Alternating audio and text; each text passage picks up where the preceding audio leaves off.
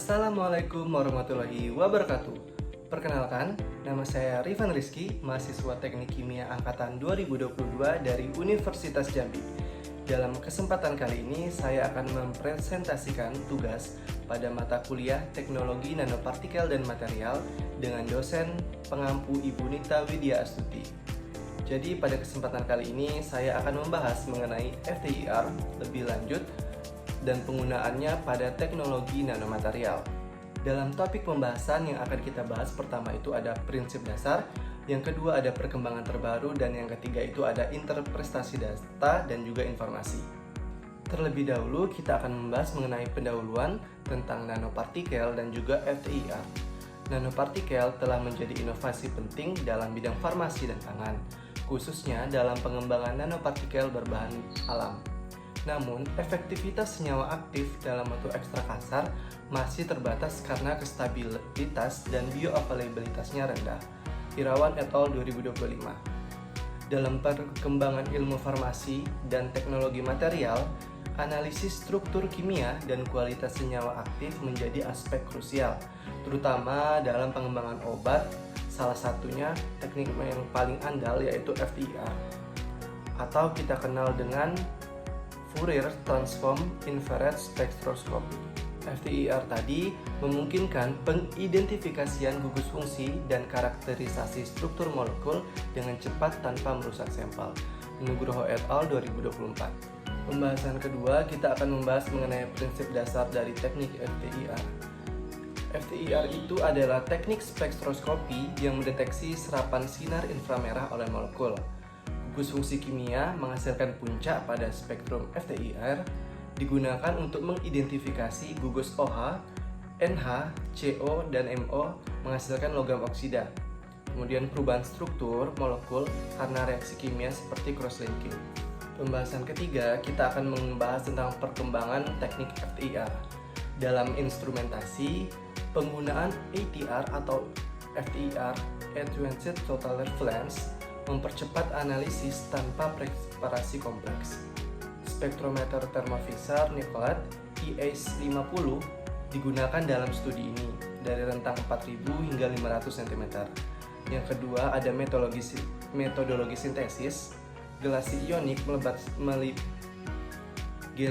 ionik melibatkan cross-linking antara ketosan positif dan sodium triple phosphate negatif. Keunggulan dari metode ini yang pertama itu tanpa pelarut organik, yang kedua ramah lingkungan, dan yang ketiga dapat dikontrol secara presisi. Pembahasan selanjutnya analisis data, interpretasi berdasarkan Quartz 2000 dibandingkan profil spektrum FTIR sebelum dan sesudah sintesis nanopartikel untuk melihat adanya pergeseran bilangan gelombang dan munculnya gugus baru. Berikut saya lampirkan perkembangan teknik FTIR dengan menggunakan spektrogram FTIR KADB yang grafik pada gambar A itu non-NP menunjukkan transmitasi dari nilai 110 menurun ke 500 pada bilangan gelombangnya.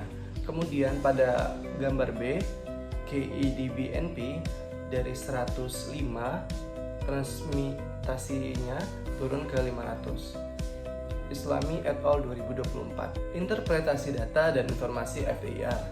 Yang pertama, berdasarkan data hasil FTIR pada jurnal yang sudah saya sebutkan tadi, spektrum ketosan murni dari 3200 sampai 3600 cm menghasilkan vibrasi OH dan NH.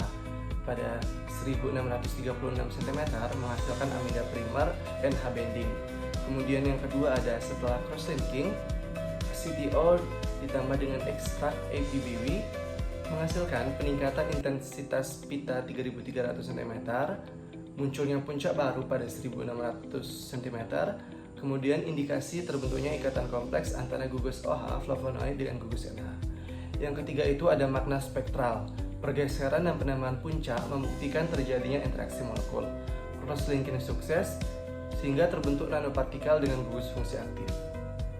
Keberadaan gugus OH dan amida menghasilkan kontribusi terhadap aktivitas antioksidan dan penghambatan enzim alfa glukosidase AGE.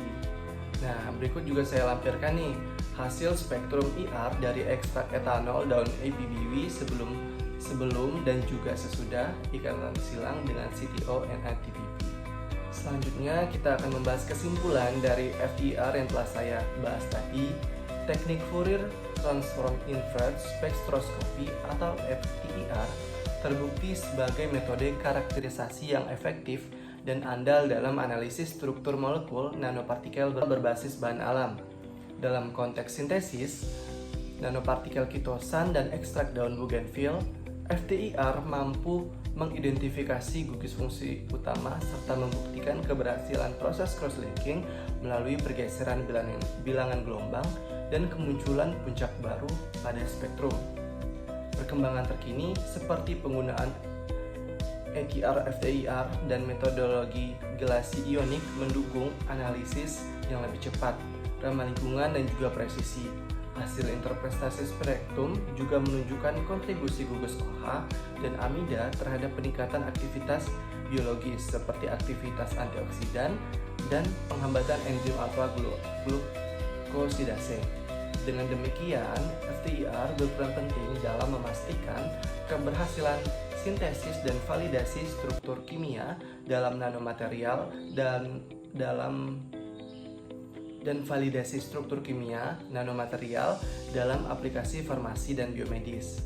Nah, berikut juga saya lampiran daftar pustaka dari sumber-sumber yang sudah saya ambil tadi. Demikian hasil presentasi saya mengenai FTIR dalam nanopartikel dan material. Kurang dan lebih saya mohon maaf, saya ucapkan terima kasih. Assalamualaikum warahmatullahi wabarakatuh.